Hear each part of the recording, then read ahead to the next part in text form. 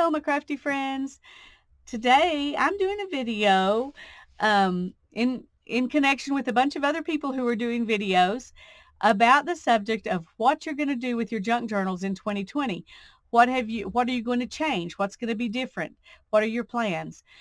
Joie de Fille put together a group of people to make videos, and she's going to have those videos linked in her community tab on her channel.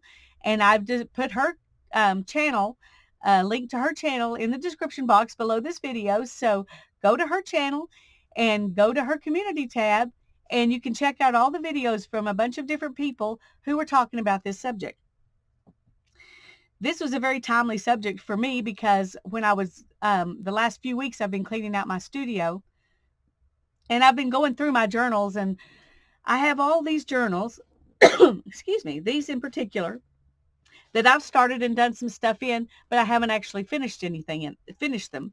I have this one that I made, and I never did do anything in it after I made it. And I was wondering why, why was that? And so I've come to some conclusions about what I'm going to do in 2020. And this book, when I put it together, I made it Midori style because I thought I could use the same cover and change out the signatures as I make them, and then maybe I could put them in something else for permanent sake, but have this one to carry around with me. I like the cover. That was one of the things I really loved about it. I like the Midori style idea, but I did go ahead and sew my signatures, and so I can't just take out a few pages, and now I'm kind of wishing I could have, because I haven't done anything in here except add in some washi tape so I could carry it around with me. And it's already, it's full just from the pages I put in. Now, there are a few things in here, but I did those particular things while I was actually working in the book. So it wasn't something I came back and worked in later. I love this book, and I'm going to hold on to it as an example, my first junk journal, but I don't know if I'll ever actually work in it or not because it doesn't really have room to add much to it. Then I made these, and I love these books. I've enjoyed playing in them. And I made these specifically to do collage in. And I've done a few, in each one, not a terrible amount, but a few pages. In this one, I like the cover of that one the best, I think, of anything that's in it. I've done a few pages in here, and I like them, but I haven't ever gone ahead and actually finished the book. And then these I made, right here, these two I made out of envelopes, junk mail. These are really junk journals.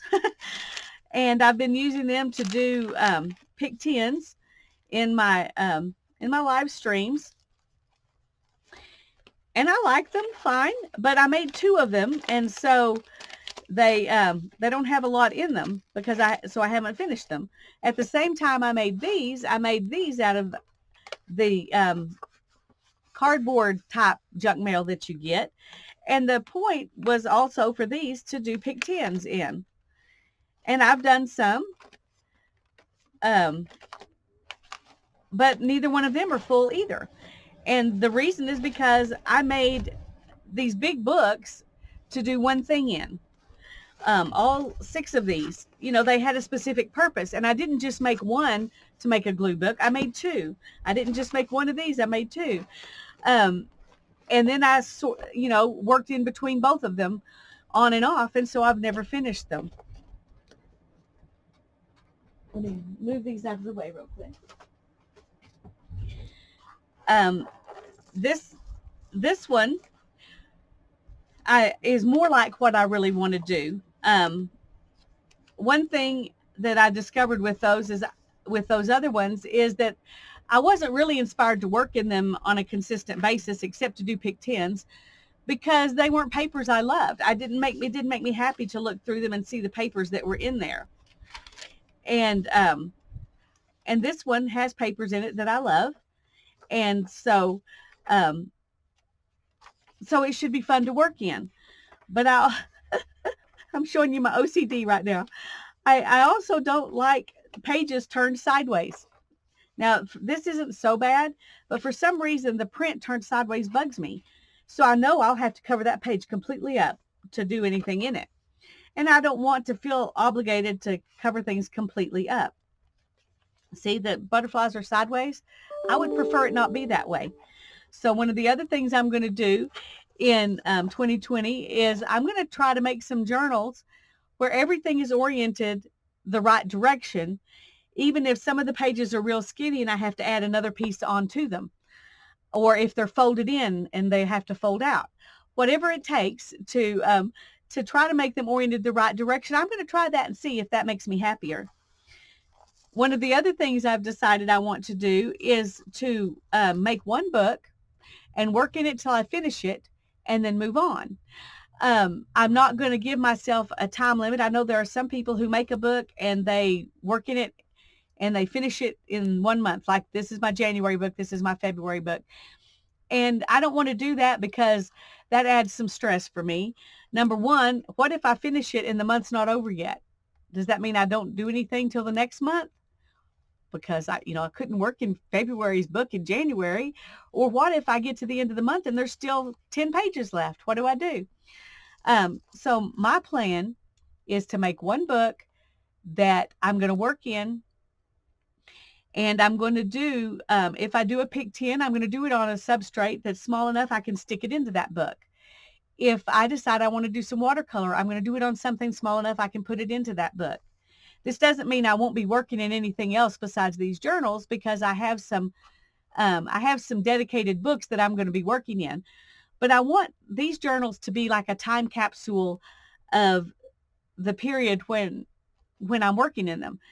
I want to put, when I get happy mail, instead of setting it aside to do something special with it, I want to immediately do something special with it in the book I'm working in at that moment. And I've just started that with this one.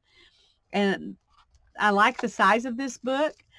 I do want to try some different sizes when I'm making my journals for 2020. So you might see one that's, got several signatures and big like this.